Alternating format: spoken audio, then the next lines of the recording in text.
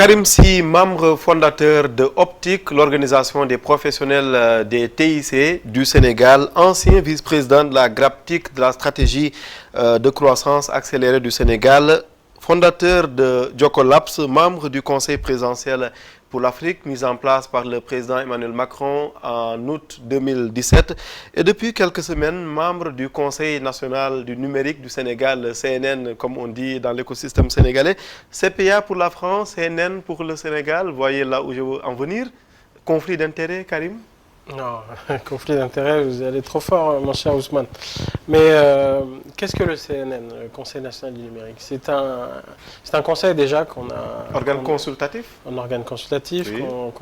Que le secteur en fait a appelé de ses voeux, ça fait plus de 2 ans. C'était une des recommandations d'ailleurs de la stratégie de croissance accélérée, en concertation avec tous les acteurs, qui avait pour vocation de dire comment est-ce qu'on peut impliquer les différents acteurs de la société civile, du secteur privé et autres dans la réflexion qui se fait et sur la projection du Sénégal dans sa participation à l'économie numérique. Et donc, c'est ce qui a été fait dernièrement. Le décret vient de passer, effectivement. Et donc, la vocation, c'est comment on se positionne. Dès ce moment-là, vous avez dit un peu mon parcours et vous voyez bien que ce parcours remonte à assez longtemps.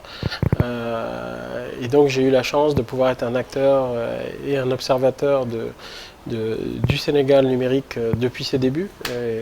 Et aujourd'hui, d'être un acteur à l'échelle continentale, voire mondiale. Donc, de par différentes implications à différents niveaux, aussi bien privés avec mes entreprises que j'ai montées, des initiatives non-profit, parce que j'ai lancé Jocolab, vous l'avez bien dit, qui est une initiative qui est partie du Sénégal, qui était l'un des premiers espaces d'innovation en Afrique, si ce n'est le premier, il y a de ça quasiment aujourd'hui presque 9 ans. Et donc, tout ça m'amène à avoir une vision, et je pense que c'est peut-être ce qui m'a valu l'honneur justement d'être coopté pour pouvoir effectivement conseiller, comme on le fait déjà en fait, mais de manière peut-être plus formelle, le Sénégal pour qu'il soit vraiment un pays phare. Je reconnais que la question était une provocation en quelque sorte, mais en même temps, il y avait une bonne part de sérieux, c'est-à-dire CPA pour la France, CNN pour le Sénégal, les intérêts peuvent ne pas être les mêmes, vous êtes d'accord? Non, parce que le CPA aussi, dans son organisation, on est un organe de conseil. Vous travaillez d'ailleurs comment? On est un organe de conseil, justement, c'est ce que j'allais dire, et donc on est un groupe de 10 membres qui conseillons effectivement le président Emmanuel Macron sur sa politique africaine, mais surtout en direction de la société civile en fait. Donc sur des thématiques telles que l'éducation, l'entrepreneuriat, donc des thématiques qui sont assez chères, l'environnement et autres. On ne s'occupe pas des questions politiques, on ne s'occupe pas des questions de défense.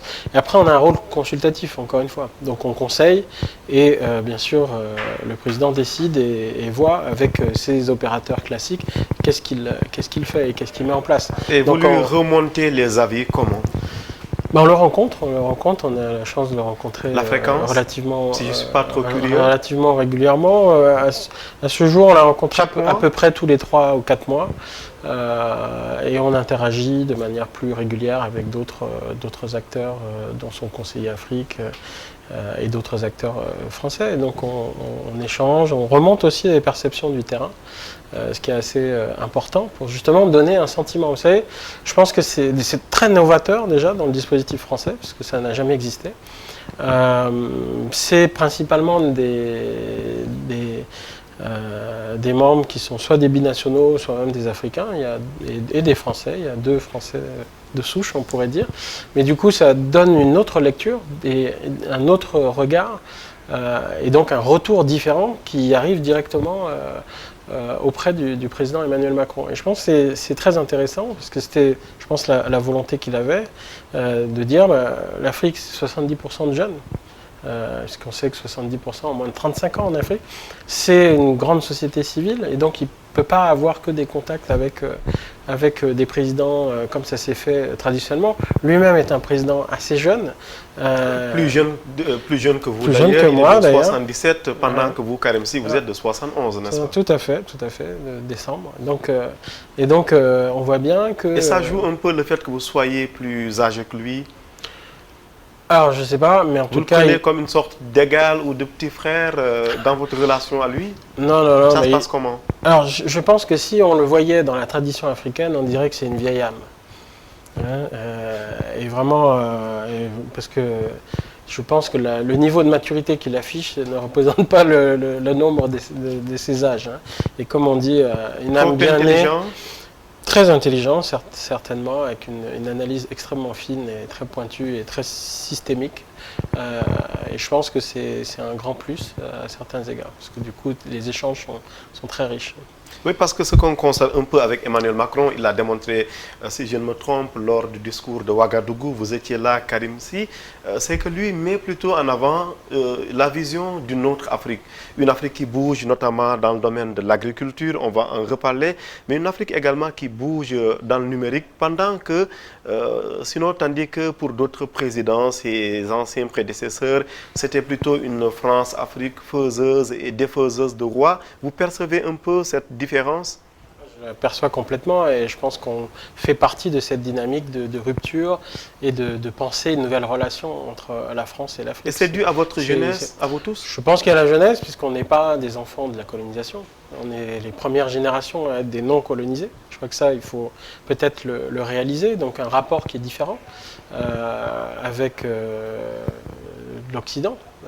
Même si la colonisation peut se perpétuer d'un point de vue spirituel, vous êtes d'accord? Spirituel, peut-être pas, peut-être intellectuel, mais je dirais justement, c'est ce qu'on doit casser. Et je pense que c'était bien que le président Macron donne ce message, et lui-même s'y attelle. Il faut savoir que, sortant de l'ENA, en plus brillant comme il était, le choix qu'il a fait, c'était d'aller au Nigeria. Donc son attrait pour l'Afrique a démarré depuis assez longtemps. Donc il est parti au Nigeria, il a vécu, d'ailleurs quand on a été en visite officielle au Nigeria avec lui, on a senti ce retour à cette terre de ses premiers pas en Afrique. Donc il a une vraie appétence pour l'Afrique, il a montré, il y a quand même eu régulièrement globalement tous les 3-4 mois, il y a une mission, une visite officielle qui se fait en Afrique. Il a une vision aussi qui sort des sentiers battus, parce qu'aujourd'hui sa vision c'est une Afrique unie en fait. Donc on ne voit plus que le prisme d'une Afrique francophone en si précaré, on va dire, mais vraiment le tout Afrique. Les Afriques, les Afriques, parce qu'effectivement, et ça il a bien compris ça, c'est 54 pays, c'est pas un truc, donc l'Afrique est plurielle, elle a plusieurs dimensions, et c'est ce qui va toucher du doigt aussi, et sentir cette réalité quand il va au contact de la jeunesse africaine, que ce soit au Burkina, que ce soit au Nigeria avec les 2500 entrepreneurs qu'il a rencontrés, que ce soit avec les diasporas aussi en France, que ce soit avec la jeunesse du Kenya dernièrement, quand on était à la visite. Donc il va tout de suite au contact, et donc on peut comme ça avoir un retour sur la diversité et les aspirations de l'Afrique qu'il faut accompagner et libérer aujourd'hui. Autrement dit, il incarne cette fameuse disruption dont on parle tant dans le numérique? Disruption, yes. Yes. Tout à fait. Je trouve que c'est un président disrupteur, peut-être des fois un peu trop. Et donc, clairement, effectivement, il l'a fait avec la mise en place du Conseil présidentiel. Il le fait dans les projets qu'il essaie de mettre en place. Il le fait dans le changement de la relation qui est en train de s'instaurer avec l'Afrique. Parce qu'il a changé le rythme, il a changé la manière de faire. Oui, avec des résultats d'ailleurs, dans le cadre de ce CPA, ce Conseil présidentiel pour l'Afrique. Très rapidement, est-ce qu'on peut les énumérer un peu, les résultats? Alors c'est toujours délicat parce qu'on conseille, et donc après c'est le président qui décide. Et donc nous, on n'a pas à se complaire, d'avoir... Oui, mais il y a du concret, ce Digital Africa ne vient pas de lui, non? Ça vient de lui, puisque c'est lui qui décide, mais et c'est lui qui le met sous une autre forme. Mais clairement, oui, il y en a, par exemple, la saison Africa 2020, qui est d'ailleurs dans la commissaire Ngoné Fall, qui est d'origine sénégalaise, et qui a l'honneur de mettre l'Afrique à l'honneur en France, pas que à Paris, dans toute la France, mais surtout ce qui a été voulu avec la nomination d'un commissaire africain, l'Afrique moderne, l'Afrique contemporaine, l'Afrique qui bouge, pas l'Afrique d'hier avec les masques et les danses africaines classiques qu'on connaît, mais montrer que l'Afrique aujourd'hui, c'est différentes réalités qui s'inscrivent dans la modernité et qui sont dans le XXIe siècle. Et effectivement, lorsque l'on parle de l'entrepreneuriat et de l'innovation, on a effectivement, le président Macron a annoncé à Vivatech l'année dernière, en 2018, effectivement le lancement de Digital Africa. Ça avait été annoncé déjà dans son discours de Ouagadougou, tout à fait. comme un programme qui allait venir, ça s'est formalisé. Et on y est. Et là maintenant on y est. On est dans l'opérationnalisation. Plus de 42 milliards de francs CFA pour les startups, notamment celles qui évoluent dans le monde de l'agriculture. Est-ce que vous avez démarré les financements? On commence à mettre en place les dispositifs. En fait, déjà, on a fait une analyse. L'idée, c'est de dire, en fait, on a des entrepreneurs de talent partout. Et donc, qu'est-ce qui ne va pas? On voit le dynamisme de la jeunesse africaine, et particulièrement au Sénégal, on le voit, qui est là, qui est en train de s'exprimer, mais qui a du mal à transformer. Et donc, ce qui paraît évident, c'est qu'en fait, pour qu'un entrepreneur transforme son idée en projet à succès, ça prend un écosystème. Cet écosystème doit être organisé, il doit être structuré, notamment sur la question des financements, mais pas que. Et donc, des financements, par exemple, au début de son idée projet, vous savez, au début, il faut qu'il structure son idée. Après, cette idée, il faut qu'il en fasse un prototypage. De ce prototypage, il faut qu'il aille se confronter au marché pour qu'il ait une réponse du marché et qu'il adapte vraiment au marché, qu'il confirme qu'il y a un vrai intérêt et un besoin. Et ensuite, passer à l'échelle et voire même s'internationaliser. Donc à chaque étape, il a besoin d'un accompagnement qui est particulier, il a besoin d'un financement qui est particulier. Au début, par exemple, ça va être du business angel, donc ça va être des entrepreneurs ou des gens de la famille ou autres qui vont, eux, miser sur l'entreprise. Et plus on est au début du projet, de l'aventure, plus on est dans une zone de risque. Hein. C'est ce qu'on appelle la vallée de la mort. Et donc, c'est comment est-ce qu'on arrive à lui faire passer la vallée de la mort. Et nous, c'est ce qu'on est en train de construire. C'est comment on construit cet escalier avec lui. Au Sénégal, c'est assez intéressant, puisqu'on a un dispositif qui s'est mis en place, qui est l'ADER, qui commence... La délégation à l'entrepreneuriat rapide, dont nous avons déjà reçu le DG de l'ADER, Papa Modou Sarr, dans cette émission. Qui rejoignent en fait cette analyse, de dire en fait on a un parcours de l'entrepreneur, et donc quand on parle de l'entrepreneur, c'est pas une entité unique, c'est différentes réalités selon son niveau de développement et de maturité de son projet, et donc il faut l'accompagner de manière spécifique dessus. Donc on est en train de discuter avec eux, mais je sais qu'ils ont pas mal de projets, ils ont commencé à Pourquoi tester. Pour une synergie? Parce que évidemment ce qu'on constate, c'est que ça fait finalement trop de dispositifs. Justement. Et Digital Africa vient avec cette proposition-là, de dire, écoutez, l'AFD fait tel projet, l'ADER fait tel projet, la GIZ fait tel projet, les autres font tel projet.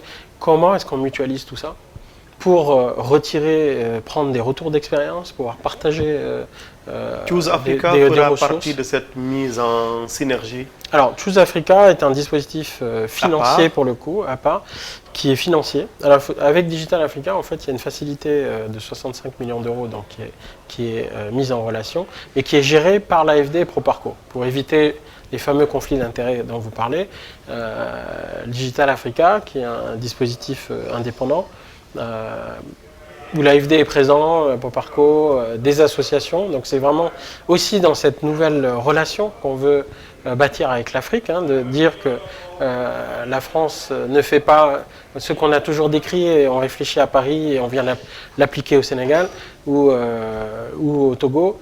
Là, c'est de dire on va co-construire. Aujourd'hui, le futur, on doit le construire ensemble. Et donc, ensemble, on a constitué Digital Africa, il y a des associations, il y a le Global Entrepreneurship Network Africa qui réunit plus de 42 pays dans l'entrepreneuriat. On a AfriLab qui est le regroupement des hubs d'Afrique, donc plus d'une centaine de hubs, presque 200 sur une quarantaine de pays. Donc vous voyez, on a aujourd'hui ces acteurs-là qui sont aussi autour de la table, et l'idée c'est de travailler aussi avec les autres acteurs de terrain, que sont l'ADER, que sont d'autres structures, les entrepreneurs eux-mêmes, mettre un dispositif qui va se traduire notamment par une plateforme qui aujourd'hui est accessible, sur laquelle on pourra identifier les différents acteurs, amener plus de lisibilité et de compréhension de qu'est-ce qu'est l'écosystème. Donc on va faire des études d'écosystème pour le définir et voir quels sont les niveaux de maturité, et pouvoir aussi aider à accompagner et identifier là où il y a des manquements. Et donc pouvoir aller de manière très chirurgicale aussi voir comment on peut y répondre. Et ensuite, des programmes très concrets, donc comme ce qu'on est en train de réfléchir, avec cette facilité pour aider à l'accès à des financements. Et ça a commencé, pour de l'amorçage. Ça a commencé? Alors, ça ne peut pas commencer comme ça. On est en train de mettre le dispositif. Les préalables, c'est justement d'avoir le dispositif d'accompagnement et de pouvoir répondre. Donc, on est en train de le mettre en place. Autrement dit, pas de demande pour le moment? Ah si, il y a des demandes, bien sûr. C'est dès le moment où vous annoncez un programme. Il faut s'adresser à qui, parce que vous êtes une voix écoutée, on s'adresse à qui? Le premier, allez vous inscrire sur la plateforme, déjà. Puisque je dis, ça va passer par la plateforme. Et donc, il y aura un dispositif d'accompagnement qui sera aussi numérique. Mais de sélection d'abord, n'est-ce pas? Qui sera aussi numérique, qui vous permettra aussi de vous auto-évaluer sur la plateforme. Et permettra avec de l'accompagnement. Ce qu'il faut savoir, c'est qu'à cette étape d'amorçage, l'entreprise est assez jeune et donc l'entrepreneur a besoin d'une assistance technique pour pouvoir passer à l'autre étape. Donc pour l'aider à peut-être conforter ses capacités technologiques, pour pouvoir renforcer sa capacité justement à mieux travailler son projet et lui donner plus de sens par rapport à son marché, etc. Et donc, par rapport à ça, il lui faut une certaine assistance que lui, il ne peut pas le faire. C'est une équipe qui est réduite, il commence, il n'a pas les moyens d'avoir cette équipe. Donc, il s'agit de lui donner cette assistance qui lui permet de vraiment transformer l'argent qu'on va lui donner. Et à partir de là, passer à cette échelle où il aura son prototype et pu tester le marché et donc avoir eu après le petit financement qui va bien pour passer à l'échelle. Et quel est donc le dispositif? Il faut savoir que, juste pour finir, il faut savoir que d'abord, aujourd'hui, les financements disponibles et les ventures capitalistes et autres, il y en a de plus en plus, Dieu merci. D'ailleurs, on a Partech qui s'est installé au Sénégal, ce qui est un très bon signe pour l'écosystème. Avec Tidiane Deme, d'ailleurs, en plus. Cette émission. Partech, il faut savoir que c'est un des plus grands fonds de VC européens. Avec une énorme levée de fonds, d'ailleurs, dernièrement. Voilà, et donc, quand il vient s'installer au Sénégal, c'est un très bon signe pour la place sénégalaise. Et par ailleurs, ça montre que c'est quelque chose qui est en train de monter. On a derrière Orange Business Venture qui s'est installé, on a Teranga Capital, etc. Donc, on commence à avoir aussi un petit écosystème d'investisseurs.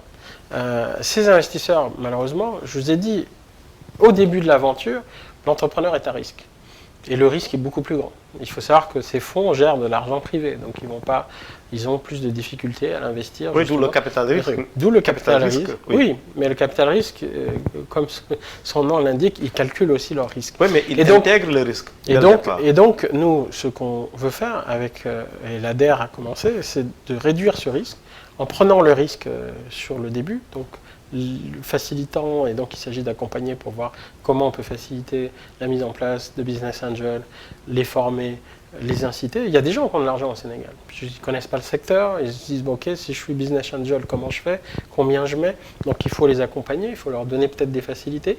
De la même manière, sur l'amorçage, il faut qu'on puisse accompagner quelques entreprises, montrer et développer un process. Donc on a un process d'analyse qu'on est en train de monter et qu'on va informatiser et donner à tous les partenaires à travers la plateforme Digital Africa. Donc, et les entrepreneurs pourront l'utiliser pour s'auto-évaluer, mais par ailleurs, les acteurs de l'assistance technique pourront l'utiliser pour le faire de manière beaucoup plus scientifique, on va dire, Et par ailleurs, on va derrière mettre un dispositif de financement. Karim Sy, membre fondateur de Optic, l'organisation des professionnels de TIC du Sénégal. Karim Sy, fondateur de Diocolabs. Karim Sy, membre du Conseil présidentiel pour l'Afrique mis en place par Emmanuel Macron. Karim Sy, membre du Conseil national du numérique du Sénégal. Ça ne fait pas trop de casquettes à devoir mettre sur la tête en même temps? C'est pour ça que vous avez commencé en disant ancien, donc ancien membre fondateur d'Optic, donc j'ai effectivement dû me retirer du bureau de Optic. La SCA, comme vous le savez, est finie, puisque maintenant on a le plan, le PSE, donc voilà, donc on a des casquettes qui vont et qui viennent, donc des anciennes et maintenant des nouvelles qui... Et beaucoup de nouvelles d'ailleurs, n'est-ce pas? Voilà. Mais après, tout s'inscrit dans la continuité. Je pense que le maître mot depuis une dizaine d'années de mon engagement est vraiment sur l'impact au niveau Sénégal, mais continental africain. Et je crois que c'est vraiment ce qui caractérise l'engagement que je fais. Ce qui m'a valu d'ailleurs, si vous voulez une autre casquette, d'être Ashoka Fellow, donc les entrepreneurs sociaux. Oui, parce qu'on a dû mettre de côté beaucoup de casquettes pour aller vite. Tout à fait. Et donc, mais bon, vous savez, c'est le parcours d'une vie aussi. Donc il y a beaucoup de choses qui sont là, on est engagé. Et donc, vous arrivez à tout gérer, vous n'oubliez rien? Non, mais alors j'ai la chance d'avoir aussi des équipes avec moi. Au Sénégal, si on parle de collab, je pense que tout le monde connaît Fatoumata Niang-Niox qui aujourd'hui... Qu'on remercie, qui vous a accompagné pour cette émission. Voilà, qui dirige Jocolab ici et qui le fait à merveille, et même d'ailleurs au-delà du Sénégal, puisqu'elle reprend la même dynamique de lui donner une dimension régionale, voire même internationale. Une Karim Sy au féminin? Oh oui, largement, même plus. Des fois, on dit derrière un grand homme, il y a une grande femme. Donc, je ne sais pas maintenant qui est derrière qui, mais voilà. En tout cas, elle est là et elle fait un excellent travail. Et donc, de la même manière, effectivement, il y a d'autres personnes autour, et sinon, ça ne serait pas possible de le faire. Oui, mais pour le CPA, vous n'avez pas besoin d'un autre conseiller à côté, puisque vous en êtes un. Non, le CPA, c'est autre chose. On est une dizaine. On est 10 en fait, et il y a un secrétariat permanent, et donc là c'est sur des sujets assez particuliers. Moi c'est plus sur une durée donnée? C'est sur une durée donnée ou c'est pour la vie? Alors je ne pense pas que ce soit pour la vie. Déjà c'est le président Emmanuel Macron qui a créé, c'était assez nouveau, donc encore une fois. C'est un espèce d'ovni, vous savez, dans le dispositif institutionnel français, qui est assez nouveau, mais qui aujourd'hui prend ses marques, je pense, et a montré aussi son intérêt, puisque ça a donné une autre dynamique, un autre regard, un retour qui est vraiment particulier, parce que vous avez des acteurs de la société civile qui sont dedans, et donc très passionnés, très engagés, qui ne sont pas classiques dans la logique de l'administration, plus particulièrement l'administration française, que moi je découvre d'ailleurs, puisque j'ai fait mon parcours plutôt au Canada et en Afrique après. Donc, et j'ai ma famille qui est encore au Sénégal, donc je fais les allers-retours. Voilà, et donc, mais j'imagine que ce n'est pas facile, ces allers-retours, cet agenda un peu fou comme celui d'un chef d'État. Vous arrivez à gérer comment tout cela d'ailleurs? On a la chance d'avoir le numérique aujourd'hui, vous savez, donc forcément, on est aussi ce qu'on prêche, donc on met en place des échanges qui sont largement facilités aujourd'hui par le numérique, ce qu'on ne pouvait pas faire avant. Ça coûte beaucoup moins cher aujourd'hui d'échanger au téléphone. Moi, je peux parler toute la journée avec mes enfants, ça ne coûte rien. Et donc c'est la même chose pour, et ça me fait trop activités. leur porte-parole, ils arrivent à supporter ça? Écoutez, moi j'ai un père qui était fonctionnaire international, et donc que j'ai vu souvent partir en voyage pour aller défendre des positions. Vous le tenez de votre père automatiquement? Donc peut-être que je tiens, et puis tout le monde sait que nous, les tout couleurs, on est des nomades par définition, donc c'est peut-être aussi ce qui fait, et en plus les Si, on est quand même un peu impérialiste depuis le royaume Si, de Tivaouane, n'est-ce pas? Du Bundu. L'origine des Si, c'est le Bundu, le royaume du Bundu, donc on retrouve des Si partout. Donc voilà, donc, je crois que déjà depuis l'ADN, on est prêt à s'exporter. Un mot encore sur Diocolab. D'ailleurs, ma question c'est Diocolab ou Diocolab? Et si je peux me permettre, plus que jamais aujourd'hui, et je pense que c'est quelque chose de très fort d'ailleurs au Sénégal. C'est vrai que les Sénégalais sont les premières diasporas souvent africaines un peu partout. qu'on retrouve en Europe, aux États-Unis, etc. On retrouve des Sénégalais partout. Et je pense que c'est aussi ce qui permet d'enrichir. Et qui vous caractérise, hein? Qui me caractérise, le Liban, mais du coup, le Mali, le Sénégal au moins. Mais du coup, qui caractérise aussi le Sénégal et qui, je pense, en fait une grande force pour l'économie numérique. Parce que l'économie numérique est globalisée. Et donc, on ne peut pas s'imaginer dans le monde de demain en étant renfermé sur soi. Et donc, je pense que... En vase clos. Et donc, je pense qu'aujourd'hui, c'est une des grandes forces du Sénégal. Et d'ailleurs, la teranga sénégalaise, si on veut, et même l'excellence des écoles qu'il y en a, on voit qu'il y a beaucoup de gens de la région qui viennent au Sénégal. Et des Sénégalais d'ailleurs au sein de grandes institutions dans le monde. Donc, ça positionne aussi le Sénégal comme un peu un hub. C'est que les câbles aussi sous-marins arrivent au Sénégal. C'est pour ça que d'ailleurs... Et le PTN arrive d'ailleurs. Et donc on voit bien qu'on a aujourd'hui seulement un positionnement géographique entre différents continents à équidistance. Donc on a des dispositions géographiques, culturelles et autres qui sont assez positives. Ce qu'on a toujours analysé au Sénégal, qu'il faut aujourd'hui transformer. Oui, mais reparlons maintenant de Jocolabs ou de Jocolab. D'ailleurs, c'est quoi la bonne prononciation? Jocolab, mais Joko, vous savez, c'est Joko. On veut créer du lien. Et justement, Lab comme laboratoire. Ça participe de cette idée-là. C'est qu'aujourd'hui, on ne peut pas se construire et construire demain face aux défis auxquels on est confronté. Vous savez, on oublie souvent, et particulièrement en Afrique. L'Afrique, d'ailleurs, le président Macron a tendance à dire que c'est là que va se jouer l'avenir du monde. L'avenir du monde, aussi bien de manière positive que négative. Et donc c'est là aussi où c'est extrêmement important. Pourquoi? Parce qu'on est confronté à la confluence de plusieurs défis. Les défis démographiques, le doublement de population tous les 20 ans, certains maintenant disent tous les 17 ans, donc on a même accéléré, avec des problématiques notamment de dérèglement climatique et donc des conditions écologiques qui mettent à défi l'humanité entière. Aujourd'hui, on voit bien la pollution, on voit l'avancée du désert qui est en train de se faire. Tu sais, si on prend la zone du Sahel, on nous parle de déplacement de plus de 100 à 200 millions de personnes, d'après les Nations Unies, sur la bande sahélienne, du fait de l'avancée du désert et autres, donc des migrations. Et donc, une baisse du rendement de l'agriculture, parce qu'avec le réchauffement, les terres vont être moins donc le problème d'accès à l'eau, etc., etc. Donc ces défis-là, quand vous avez ça et que vous devez gérer vos infrastructures, que vous avez une population jeune que vous devez éduquer, comment est-ce que vous faites? Personne dans l'humanité, je dis bien personne dans l'humanité, n'a jamais été confronté à de tels problèmes. Et nos dirigeants aujourd'hui seront confrontés à ces problèmes-là. Mais qu'est-ce que ça veut dire? Ça veut dire que ces problèmes-là sont aussi des problèmes mondiaux. Oui. Les défis de notre développement. Et là, pour moi, j'ai la conviction aujourd'hui que notre retard est une avancée. Pourquoi? Parce qu'on a bien vu que le développement tel qu'il s'est fait dans les siècles précédents n'est plus valable. C'est ce qui nous a amené dans la crise écologique. On doit changer notre modèle. Tout le monde est en train de penser comment changer le modèle. Et donc nous, c'est là où on commence à rentrer dans le jeu du monde. Donc l'avenir du monde est en train de se jouer en Afrique. Et cet avenir, c'est comment nourrir la planète, c'est comment amener de l'énergie qui ne soit pas carbonée, c'est comment avoir une qualité de vie dans des zones urbaines qui soit meilleure, mais qui soit soutenable, etc., etc. Et donc on voit bien, c'est comment éduquer une population qui grandit, etc. Mais donc on voit bien que tous ces défis sont les défis du développement. Et donc, en fait, c'est les défis de l'humanité aujourd'hui. Donc l'Afrique est à la première ligne de ce qui pourra caractériser les innovations de demain. Et par ailleurs, on a montré notre capacité à nous approprier les technologies. On l'a montré sur le mobile. Le mobile, quand Mo Ibrahim a voulu venir installer le premier réseau mobile, tout le monde lui a dit c'est impossible. L'Afrique n'a pas d'argent. Aujourd'hui, ça paraît une évidence. Mais à l'époque, on lui a dit qu'il était fou. Il a inventé un business model, il a développé Celtel qu'on connaît. Aujourd'hui, il est milliardaire, il s'est retiré, il profite de son truc. Et on connaît l'explosion du mobile qui est en train de se passer. Tout à fait. Avec aujourd'hui la rencontre du mobile et de l'Internet.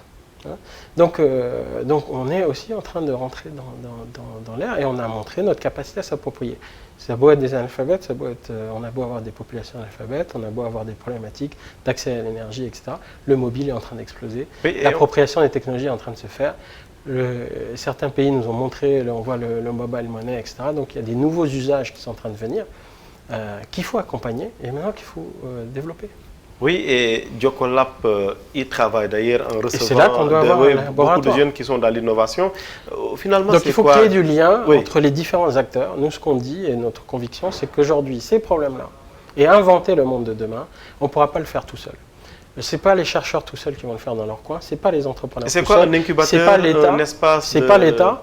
Nous, on parle d'espace d'innovation et on parle même d'espace de créativité. Okay. Donc, pourquoi? Parce qu'en fait, ce qu'il faut, c'est déjà stimuler la créativité. C'est déjà donner l'accès aux technologies pour que les gens viennent se confronter, pouvoir maîtriser les technologies et pouvoir imaginer demain. On pense que ceux qui imaginent demain, mais surtout ceux qui le font, ce sont les entrepreneurs. C'est ça notre définition de l'entrepreneur. Ce sont des gens qui peuvent imaginer un projet complètement fou et le réaliser surtout, se remonter les manches et le faire. Disruption, donc on a besoin, c'est la disruption, c'est ce qui va nous sauver. Aujourd'hui on doit se mettre dans une logique de disruption. Et donc je pense que là en plus on est dans une deuxième phase. Et donc il faut réunir ces différents acteurs pour qu'ils se mélangent. Oui. L'innovation naît de la diversité, de l'échange, et donc aussi, voilà, que ça puisse créer ce magma. On ne peut pas travailler de manière complètement isolée. Il faut réunir, il faut faire le JOCO, à l'échelle locale, à l'échelle régionale, à l'échelle mondiale. Et tout ça, c'est ce que les technologies nous permettent de faire. Et ça, puisque personne n'a rencontré les problèmes qu'on rencontre aujourd'hui, personne n'a idée de la réponse de demain. Vous savez, même les meilleurs des venture capitalistes, ils ne savent pas. Tout à fait. Quand Steve Jobs est rentré pour aller demander ses premiers fonds, le premier venture capitaliste chez qui il est rentré, il lui a dit de sortir. Donc il ne savait pas. Aujourd'hui, il doit regretter. C'est sa plus grande erreur de sa vie. Oui. Mais donc lui-même ne sait pas. On ne sait pas. Donc on est un laboratoire. Et donc on doit laisser émerger comme ça différents usages et autres et voir est-ce que ça prend. Et c'est là où on a un problème. C'est-à-dire, vous avez une logique d'incubateur où on dit qu'on va créer de l'exploitation à grande échelle, on va dire, d'entrepreneurs. Et nous, on est dans des logiques où on dit qu'on fait plus du jardinage et on essaie de laisser passer et de voir est-ce qu'il y a des fleurs qui sortent et après il faut les accompagner. Donc il y a un travail qui est très pointu à faire. Et vous savez, avant, on accompagnait des dynamiques, mais on était dans une économie qui était extrêmement stable et très linéaire et très prévisible. Aujourd'hui, on est dans un monde qui est complètement ambigu. On dit VUCA, volatile, ambigu, complexe et incertain, en anglais. Et donc, quand on est dans un monde comme ça, quand on doit identifier des talents qui sont ces entrepreneurs qui peuvent créer le monde de demain, vous voyez, quand vous avez un Steve Jobs et quelque part un Youssou N'Dour dans l'industrie créative, c'est ce qu'il a fait au Sénégal. Vous voyez ? Donc comment on en fait plus comme ça, qui vont créer tout un écosystème autour de lui dans son domaine, laisser libérer sa créativité pour tirer le pays et créer de la richesse et des emplois derrière. C'est ça qu'on doit pouvoir faire. Oui, la créativité, c'est aussi dans le monde de l'agriculture, Karim Sy. J'ai fait exprès en début d'émission de rappeler, mais rapidement, que l'une de vos premières entreprises, en tout cas là où vous avez travaillé en premier, notamment, c'est la mise en place de pompes à eau au Mali, pendant que beaucoup peut-être vous attendaient ailleurs, sauf que vous avez soutenu, surtout lors d'un entretien avec RFI, si je ne me trompe, le 1er juin 2018, que ça aussi, c'était de l'innovation. L'agriculture digitale, on y est. J'ai rappelé tout à l'heure que cette semaine s'est tenue à Dakar une rencontre sur l'agriculture numérique. Est-ce qu'il y a des avancées pour le Sénégal, notamment ? Alors, juste un petit rappel, nous c'était déjà une innovation dans le sens où c'était une pompe à eau en polyuréthane, donc qui pesait 10 kg et qui pouvait aller jusqu'à 30 mètres de profondeur. Donc on était déjà dans l'innovation. L'innovation n'était pas technologique, mais elle était technologique mais pas digitale. Aujourd'hui, effectivement, le digital nous permet d'aller plus loin. L'agriculture est un domaine prioritaire pour nous. Pourquoi ? Parce que 70% de la population habite en zone rurale. Et donc on voit bien que dès le moment où aussi notre ambition c'est d'avoir de l'impact, et de permettre à nos populations de générer des revenus et de libérer leur potentiel, il va falloir qu'on prenne à corps la question de l'agriculture. Et notre agriculture aussi a la vocation à nourrir la planète. On l'oublie. 70% des réserves des terres arables non cultivées sont en Afrique. Tout à fait. Avec un taux de fertilisation de 7 à 10%. Donc on est le plus Et gros vous êtes potentiel. toujours dans l'agriculture au Sénégal? On est toujours, on s'intéresse. Vous avez Jocolab qui a fait dernièrement un programme qui s'appelait Jocofood, qui n'avait rien à voir avec le digital, mais qui était sur la transformation des produits agricoles avec locaux, les startups. Oui. avec des jeunes entreprises qui ont innové dans la transformation des produits agricoles pour proposer des nouveaux produits sur le marché. Donc ça, voilà des projets très concrets qui doivent nous amener à un autre niveau aussi, pas d'être juste dans la production, de pouvoir transformer. Et le digital apporte sur d'autres éléments. Vous savez, aujourd'hui, on s'intéresse par exemple à l'utilisation des données satellites pour l'agriculture. Est-ce que vous savez, vous pouvez suivre votre couvert végétal et donc la progression de vos cultures à partir des satellites. Et les données sont gratuites. Arroser même son champ à partir d'un SMS, par Bien exemple, sûr. comme au Niger. Et arroser à partir d'un SMS, suivre les données agiométriques et autres. On a un jeune on a participé au Salon international de l'agriculture à Paris. On a montré la jeunesse innovante de l'Afrique. Les gens étaient sidérés. On a un jeune du Sénégal avec Nano Tech qui a développé un petit dispositif qui vous permet justement de suivre tous les indicateurs de votre champ. Mais est-ce qu'ils sont encadrés, ces jeunes? Est-ce qu'ils sont soutenus par l'État? Parce que c'est de ça dont on a besoin, justement. Écoutez, il y a différentes réponses. Je pense qu'effectivement, aujourd'hui, mais c'est la tendance, puisque c'est ce qu'on entend, il y a une volonté de mutualiser et de mieux clarifier et harmoniser le dispositif, parce qu'avant, il y avait beaucoup de dispositifs, notamment sur les startups. Je pense que la DER a pris un certain leadership. En plus, ça a amené un financement assez conséquent. Il y a 30 milliards. Quand même 30 milliards. Pour la DER. Je pense que sur le digital, très particulièrement, il y a eu 44 startups qui ont été financées l'année dernière. De 1 à 3 milliards. L'enveloppe qui passe de 1 à 3 milliards, augmentée par le chef de l'État. Voilà. Donc clairement, il y a quelque chose. On oublie que le chef de l'État était lui-même un informaticien. Et donc, il a une... Tout à fait. Il comprend. Il comprend. Et je trouve que depuis 2 ans, quand il a lancé le Forum du numérique, que lui-même préside, il allait au contact des startups.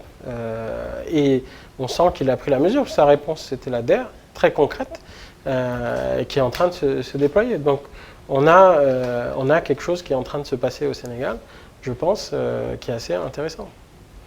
Karim Sy, membre du Conseil présidentiel du numérique, du Conseil présidentiel pour l'Afrique mis en place par Emmanuel Macron, et donc l'invité de ITEC de ce dimanche, interview exclusive accordée au groupe E-Media. Nous allons avancer très très vite, Karim Sy, pour les dernières minutes qui nous restent pour cette émission. C'est parler du soutien de l'innovation. Mais est-ce qu'on se projette pour autant trop au Sénégal? Est-ce que la prospective, par exemple, est au rendez-vous pour voir un peu l'innovation dans 50 ans, dans 30 ans au Sénégal? Ça devrait donner quoi? Écoutez, c'est quelque chose qui a été poussé par le ministère de l'Enseignement supérieur, notamment. J'ai vu des travaux qui ont été faits. Je crois que clairement, c'est aussi une des ambitions du Conseil national du numérique, de pouvoir avoir un dispositif réunissant différentes expertises aussi, qui peuvent apporter leur éclairage et leur projection dans le futur. Alors bien sûr, vous avez l'administration a différents dispositifs qui font de la prospective de manière régulière. Le PSE s'en inspire pour se Oui, mais projeter. certains observateurs reprochent à nos autorités de ne pas regarder trop loin, avec des plans qui s'arrêtent juste à 5 ans, 10 ans maximum. Alors, comme je vous ai dit, on est dans un monde qui est VUCA, un monde qui est volatile, incertain, complexe et ambigu. De plus en plus, on nous dit que des grands plans sur 30, 20 ans, 40 ans, on ne sait pas. Vous savez, aujourd'hui, vous parlez par exemple de l'accès à Internet. Vous avez des programmes qui sont en train d'arriver, de satellites, de réseaux de nanosatellites pour donner de l'accès à Internet sur toute la surface de la Terre. Et les 3 programmes au moins comme ça qui sont en train d'arriver. Donc ça veut dire que quelque part, peut-être que ce qu'on est en train d'imaginer aujourd'hui par le développement de réseaux 4G ou de réseaux filaires, ça n'aura plus de sens pour connecter le dernier endroit au milieu du désert. Oui. Donc il va y avoir des disruptions qui vont se passer. Et donc aujourd'hui, il faut avoir une vue effectivement longue, une action sur le court terme et s'adapter. Dans ce type d'approche, vous savez, IBM qui a lancé son système intelligent Watson, qui est l'intelligence artificielle, pour développer ça, a développé 4 zones de manière de fonctionner dans différents environnements. Quand le problème, c'est un problème simple, quand c'est un problème plus complexe, et quand ça devient des problèmes vraiment sérieux, voire chaotiques. Et dans ces environnements, et c'est dans ça qu'on est aujourd'hui, c'est-à-dire quand je vous dis qu'on est dans un monde VUCA, qu'est-ce qui se passe et c'est comment le cerveau doit fonctionner, c'est de tester, donc le laboratoire, de laisser émerger, de prendre et d'accompagner, et après de distinguer des approches plus simples. Donc on ne peut plus se projeter de la même manière, il nous faut changer aussi notre manière d'aborder les choses, notre manière de fonctionner. Bien sûr avec une vue, d'essayer d'anticiper, de faire de l'analyse, je pense que c'est ce qui est fait. Après on peut toujours questionner, et là on rentre dans des débats d'experts, certains qui vont être sur d'autres choses. Je pense quand même qu'il y a une volonté, mais je vous dis, et c'est pour ça que c'est l'affaire de tout le monde. Ce n'est plus les autorités contre les autres. C'est vraiment tout le monde aujourd'hui qui doivent bâtir, moi j'aime bien l'expression de dire bâtir un monde en commun. Parce qu'aujourd'hui, on est dans des défis qui sont des défis à l'échelle monde. Comment C'est des défis à l'échelle monde. Quand j'ai parlé de la question écologique, c'est un défi à l'échelle monde. Que l'on vit de manière différente. Que l'on vit à Saint-Louis ou sur au bord de la mer avec l'érosion côtière. Que l'on vit avec ce que j'ai dit, l'avancée du désert, avec la régression de nos couverts végétales, avec le réchauffement climatique, etc. Donc, qui ont différentes formes d'expression. Mais c'est un défi qu'on vit de manière globale. C'est-à-dire que si nous, on le résout au niveau du Sénégal, et que les gens ne le résolvent pas à côté, mais on va en subir les conséquences quand même. Et donc aujourd'hui, c'est-à-dire qu'il faut aussi qu'on se mette dans cette dimension-là. Il faut qu'on ait cette projection commune pour bâtir un monde en commun et apporter nous aussi des solutions. Et vous savez, j'étais à la Singularity University. Singularity University, c'est quoi? Où ça? C'est aux États-Unis. Et la Singularity University, c'est en fait Google, la NASA, tous les grands du numérique qui se projettent et en fait ils essaient de déterminer quand est-ce que la technologie pourra éventuellement déjà imaginer les technologies, ce qu'on appelle exponentielles, c'est que les technologies doublent leur capacité chaque année. Et donc elles ont une progression comme ça qui se fait de manière très rapide. Et donc anticiper si la technologie peut même dominer l'homme, ce qu'on appelle le point de singularité.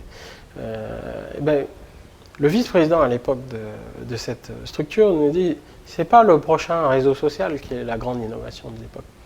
C'est celui qui va résoudre le problème de l'accès à l'eau, de justement comment nourrir la planète, etc. Et donc c'est ces grands défis mondiaux auxquels on est tous confrontés qui vont être les big hits de demain. Et donc ça, on a notre réponse à donner, puisqu'on fait partie de la solution, comme je l'ai dit au début. Et pour moi, ça, c'est un formidable message pour l'Afrique, parce que la solution viendra en partie de l'Afrique, et donc il faut la construire, et j'espère que le Sénégal fera sa part. Très rapidement, Karim Sy, une cartographie de l'écosystème sénégalais, elle arrivera quand? J'ai vu sur Internet cette semaine que c'est déjà le cas en Tunisie, la Tunisie qui nous devance encore une fois après le Startup Act. Une cartographie de l'écosystème où on aurait une lisibilité claire de tous les acteurs. On est en train d'y travailler. Moi, je ne dirais pas qu'on est en retard sur la Tunisie. Je dirais que les écosystèmes sont différents. Le Sénégal, franchement, a un écosystème sur lequel il n'a pas à rougir par rapport à beaucoup de pays africains. C'est rassurant. Non, c'est très rassurant. Et comme je l'ai dit, il y a des actifs qui sont là. Maintenant, effectivement, je pense qu'il faut qu'on arrive à une deuxième étape. Déjà, que l'écosystème commence à se fédérer, à travailler plus ensemble et non pas en compétition. Ça, c'est un gros sujet. Il faut qu'on laisse un peu nos égos, comme on dit, pour bâtir non pas l'égosystème, mais l'écosystème. Vous aimez ça? Oui, tout à fait. Parce que je pense qu'il faut aujourd'hui qu'on arrive à se dépasser pour porter l'ambition aussi. Un écosystème et non un égosystème. On a tout à fait. Oui, parce qu'on va dire, voilà, ça c'est l'initiative de Karim, ça c'est l'initiative de X. C'est plus le sujet. L'initiative, est-ce qu'elle est bonne, elle n'est pas bonne? Est-ce qu'elle peut faire avancer? Est-ce qu'elle peut avoir un impact? On a des jeunes, aujourd'hui on a 300 000 jeunes qui sortent de l'école chaque année. Il faut leur trouver des solutions. Il y a du travail pour tout le monde. Donc unissons-nous, travaillons ensemble, que ce soit l'État, les universitaires, les communautés, les hubs et tous les autres acteurs. Vous savez, on a estimé à peu près 22 acteurs au niveau de l'écosystème pour le faire fonctionner. Donc mettez-les tous en musique et on aura une belle chanson. Dernière question, Karim Sy, quand on parlait de prospective, le Karim Sy dans 50 ans, le Karim Sy dans 50 ans, Karim Sy dans 50 ans, pardon, ce sera qui? Un ministre des télécoms, un gouverneur de région, ce sera qui Karim Sy dans 50 ans? Comme on parle de prospective. Karim Sy dans 50 ans, si Dieu me prête longue vie, ce sera Karim avec son chapelet retiré dans un endroit tranquille à essayer de préparer mon passage. Que ça? Mais oui, parce que c'est C'est le plus important. Ben c'est ça, c'est la seule certitude que l'on a. Oui, mais en travaillant dans l'écosystème, vous rendez également service aux hommes, service à Dieu, non? Tout à fait, tout à fait. C'est pour ça que je m'engage. C'est clairement pour ça que je m'engage, mais dans 50 ans, vous savez, je n'aurai pas l'énergie que j'ai aujourd'hui. Je suis déjà pas très jeune, mine de rien. Donc maintenant, vous savez, là, d'ailleurs, quand vous regardez, Jocolab, c'est plus mon... Mais pourtant, vous semblez très jeune. C'est plus mon entrepreneuriat, c'est l'entrepreneuriat pour les autres. Et donc, là, on commence à transmettre. Vous savez, il faut qu'on prépare. La nouvelle génération. Très bien, la nouvelle génération qui va prendre le relais. Nous, on a fait une partie. On est en train de consolider la deuxième. Si déjà on arrive à passer de l'écosystème à l'écosystème, on aura déjà fait quelque chose de grand. Et si on arrive à ce que tout le monde arrive à percevoir l'enjeu du moment et de pouvoir vraiment faire porter des solutions qui ont un véritable impact et permettent à notre jeunesse de se réaliser, on pourra partir le cœur léger. Merci beaucoup, Karim Sy. C'est moi qui vous remercie, Ousmane. Karim Sy qui nous a fait l'amitié de répondre à nos questions ce dimanche pour le groupe E-Media. Karim Sy, président de l'association Digital Africa. Karim Sy, membre fondateur d'Optic, l'organisation des professionnels des TIC du Sénégal. Karim Sy, membre du Conseil présidentiel pour l'Afrique, le CPA, mis en place par Emmanuel Macron en août 2017. Karim Sy, dernière casquette parce qu'on ne peut pas les énumérer toutes, même en 40 heures. Karim Sy, enfin, pour la dernière casquette, membre depuis quelques semaines du CNN du Sénégal, le Conseil national du numérique. Merci infiniment de nous avoir suivis ce dimanche. Prochain rendez-vous dimanche prochain.